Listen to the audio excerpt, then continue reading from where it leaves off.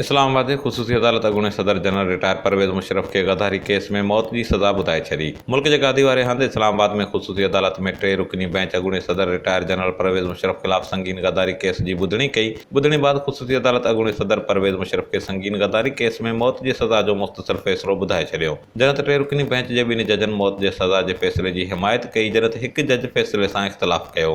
यादि रहे त साल 2007 में general Pervez Musharraf army chief जी हैसियत में मुल्क जे आइन खे मुअत्तल करे एमरजेंसी लागू कई। संदसि अहिड़े क़दम ख़िलाफ़ पाकिस्तान मुस्लिम लीग नून पारां साल 2013 में अॻूणे सदर मुशर्रफ ख़िलाफ़ संगीन गद्दारी जो केस दाख़िल कयो वियो, जॾहिं त अॻूणे सदर परवेज़ मुशर्रफ ख़िलाफ़ दाख़िल केस में हिन वक़्त ताईं 100 खां वधीक ॿुधणियूं थियूं ऐं इन अरसे दौरान 4 जज पिणु तब्दील थिया। जंहिंखां पोइ अॼु इस्लामाबाद जे ख़ुसूसी अदालत अॻूणे सदर जनरल रिटायर परवेज़ मुशर्रफ ख़िलाफ़ संगीन गद्दारी केस जी ॿुधणी करण बाद मुख़्तसर फ़ैसिलो ॿुधाईंदे अॻूणे सदर परवेज़ मुशर्रफ खे मौत जी सज़ा ॿुधाए छॾी आहे। Kawish digital media reporting team, Islamabad.